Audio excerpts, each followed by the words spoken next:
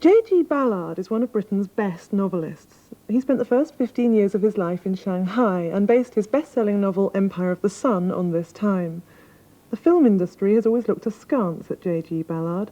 In fact, of all his books, only Empire of the Sun has been made into a film, and the one time he was commissioned to write a screenplay for a 1969 Hammer epic called When Dinosaurs Ruled the Earth, he was horribly miscredited as J.B. Ballard.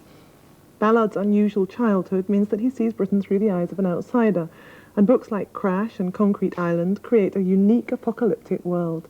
The Britain he writes about is one utterly ignored by so-called serious British fiction and the films which are so often based on it. So we gave critic and filmmaker Christopher Petit a car and a camera to find out why British cinema has neglected the work of one of Britain's most visual writers.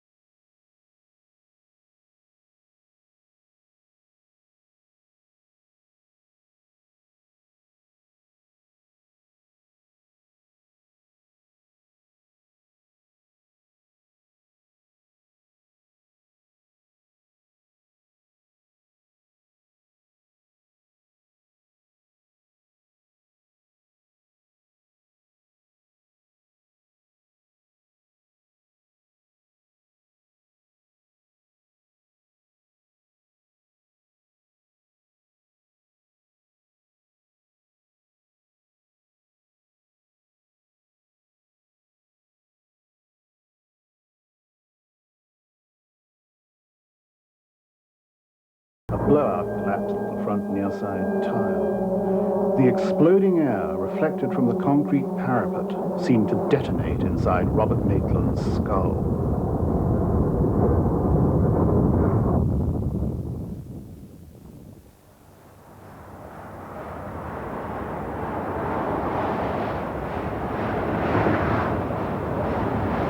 JG Ballard has been called the last of the Surrealists.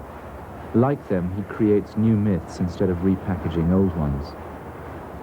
And like a true surrealist, he transforms mundane places into bizarre, mythical and romantic landscapes.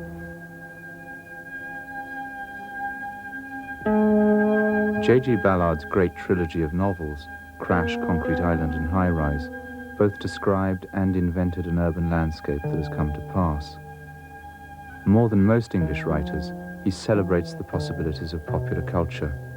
This is something probably understood better in North America than in Britain. And I'd even go so far as to say that his writing has a quality least associated with our national cinema: vision. What I miss in British cinema is any trace of this Ballard landscape. There seems to be no interest in exploring this urban world with its motorway, airport and retail cultures.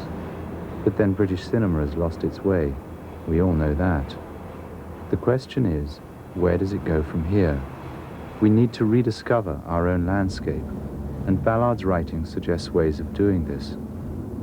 If the English novel, or cinema come to that, were compared to a road network, then Ballard is one of the few to have discovered the autoroute systems and bypasses, leaving the rest trotting down the same congested old carriage paths, 50 years behind the times. The filmmaker that most often comes to mind when I think of Ballard is Godard, who has also negotiated his way between the commercial and the avant-garde. Certainly Weekend and Alphaville cruise the same landscape as Ballard. 14 avenue des radiations lumineuses, Institut de sémantique générale. Vous savez où c'est? Vous préférez que je passe par les quartiers de la zone nord ou ceux du sud? Il y a quelle différence? Au nord, il y a de la neige. Et dans le sud, du soleil. Moi, de toute façon, je voyage au bout de la nuit. Alors ça m'est égal. Alphaville has always impressed me as the best science fiction film of all, and of course it's very much more than a science fiction film. What is interesting about it is the way that Godard was able to create in Alphaville the image of a futuristic city, entirely using the elements of ordinary everyday Paris.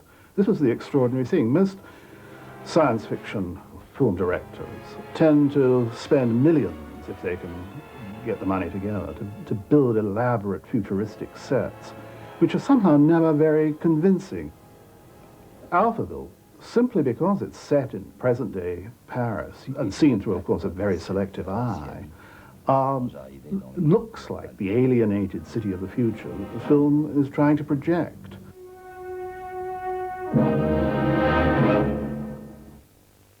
A sense of wonder in much of Ballard's writing explains his attraction to Spielberg, who filmed Ballard's novel Empire of the Sun, ironically his only book about the past. But there is a dark side, closer to Godard. Crash, Ballard's masterpiece, is a sex autopsy, the naked lunch of automobile hardware. Though frequently optioned, Crash has never been filmed. But now, David Cronenberg will write and direct it for Jeremy Thomas, in which case the project could have found its correct director.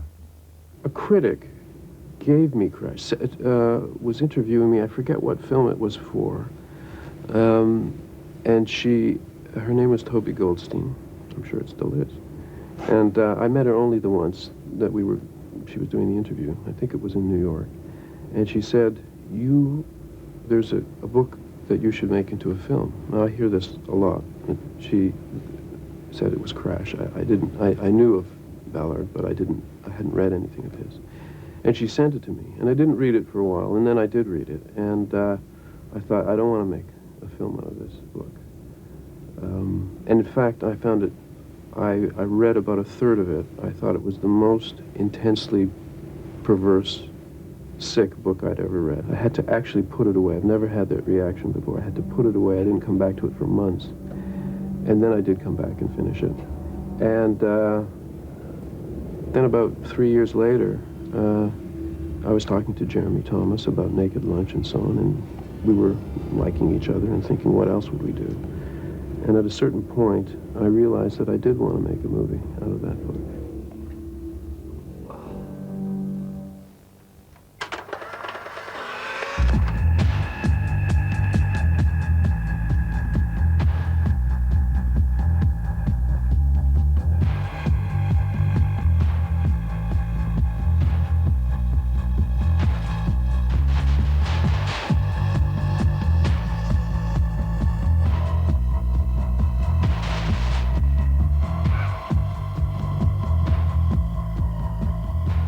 Ballard lives in Shepperton, close to the film studios. It has always amused me that there is this detonation point so close to the cradle of English cinema, and that one has to look so far afield for the effects of its fallout. As I was reading Crash, I thought of Toronto. It never occurred to me that it was happening in London, even though London is mentioned many times. The cars are, to me, North American cars, and the feel of the landscape to me is North American. To me, it's a completely Toronto movie. That production will be very snug and at home there, I think. Ballard has described London as a declining 19th century institution, a remark that connects with a theory of mine that the tragedy of British cinema is that the movie camera came 100 years too late. It it should have been around for the British Empire. The paradox is that we have the film directors with an eye for the world described by Ballard. Borman, Roeg, Mike Hodges, yet they choose, or are forced by lack of choice, to work in America, and there show an eye for the American landscape that the Americans themselves lack.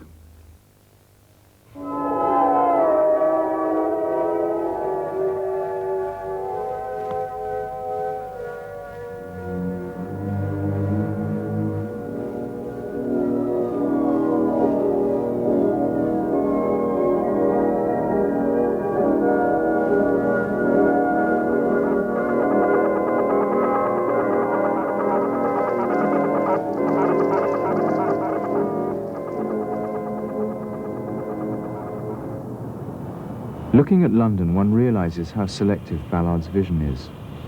His work offers seductive but inadequate signs of a landscape for cinema, rather like seeing notes for a film. And besides, perhaps Truffaut was right. British life is not dramatic enough for the film medium. Action isn't important here, stance is, and consequently English cinema is not about mobility. And we're back again in the cul-de-sac of social relations, politeness, class, all those things that dominate English culture. One realizes that Ballard's greatest achievement was giving his London landscapes a sense of space that in reality doesn't exist. He makes this cramped city feel limitless. This is the challenge of his work, to reinvent and discover a similar mythical landscape, something so far not really understood by our cinema, except in relation to the past. This is probably one reason why signs of Ballard are still more easily found abroad. Crash, I feel I understand from top to bottom, intuitively, not intellectually. And I really can go into it with great gusto and feel that I really know what I'm doing. And possibly that's why it hasn't been filmed by anyone in England, because maybe it isn't understood by the English. I realized that the human inhabitants of this technological landscape no longer provided its sharpest pointers, its keys to the border zones of identity. The amiable saunter of Frances Waring, bored wife of my partner, through the turnstiles of the local supermarket, the domestic wrangles of our well-to-do neighbors in our apartment house, all the hopes and fancies of this placid suburban enclave, drenched in 1,000 infidelities, faltered before the solid reality of the motorway embankments, with their constant and unswerving geometry, and before the finite areas of the car park aprons. Now that makes total sense to me. David Cronenberg will start shooting Crash when he finishes making his next film, The Naked Lunch, and JG Ballard's new book of short stories, War Fever, is published next month.